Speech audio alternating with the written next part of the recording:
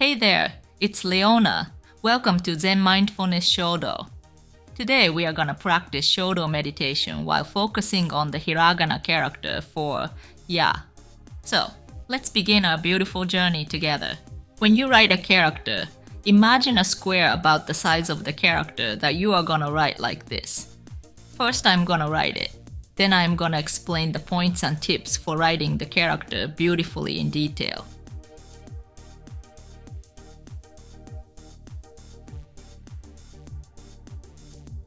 Let's break it down. The first stroke starts a little bit to the left of the middle of the left half of the middle horizontal line, up to about the middle vertical line. It's an upward stroke with a downward curve. But after passing the middle vertical line, it gradually becomes an upward curve. Overall, it's like a sideways S-shaped curved line. And after reaching the highest point, it goes downward to the right, while curving up, at a position where the space to the left of the starting point and the space to the right of the rightmost point are about the same width. It turns back. Then it curves downward and rises towards the starting point of the second stroke, gradually becoming thinner and sweeping upwards, making it easy to continue to the second stroke. From the end point of the first stroke, pen moves upward with this kind of motion. The second stroke moves downward to the bottom right, while curving to the right. This stroke is a bit leaning to the left, not parallel to the middle vertical line. The end point can lightly touch the horizontal part of the first stroke, or leave a tiny space between them. Both can look good. Then it checks towards the starting point of the third stroke in the upper left. After checking to the upper left, the third stroke starts from the same height as the starting point of the second stroke, or slightly higher than that. It's drawn at about the same angle as the second stroke, scooping downward to the bottom right. It's better to make this line curve slightly to the left for a more beautiful appearance. It gradually becomes thinner and sweeps down to a point where the space below the lowest end point and the space above the highest point appear about the same size. The intersection point should be positioned so that the length of the left part of the first stroke from the third stroke and the right part of the first stroke from the second stroke appear about the same length. This creates a good left-right balance. For example,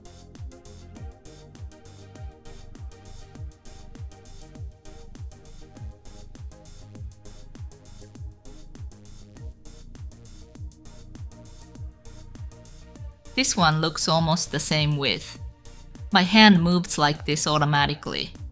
I'll write another example character for you to see the difference more clearly. Like the first top example, when the left part is longer than the right part, it will look shifted to the right overall. In the second example, those parts look almost the same width. In the last bottom example, the left part appears shorter than the right one. If you write this character like this, the space between the second and third stroke will look too open, and the overall balance doesn't look good. Finding the right balance where the second and third strokes intersect nicely with the first stroke will make it look beautiful. If you find the sideways S-shaped horizontal curve in the first stroke difficult, you can try writing it as a generally upward curved line, which can still result in a nice-looking ya character. Try practicing with these tips and points in mind. The key points for writing Hiragana characters, as explained in the video, are concisely summarized in this book in a similar manner.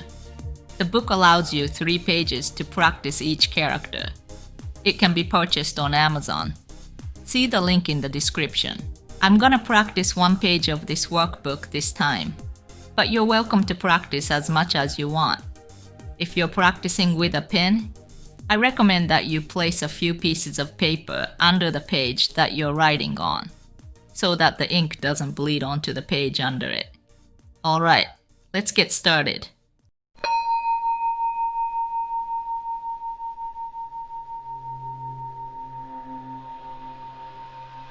Before you start writing, take a deep breath and clear your mind.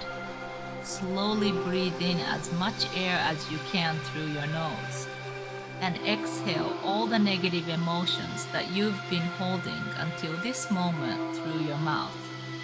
When you are mentally ready to write, you can start writing.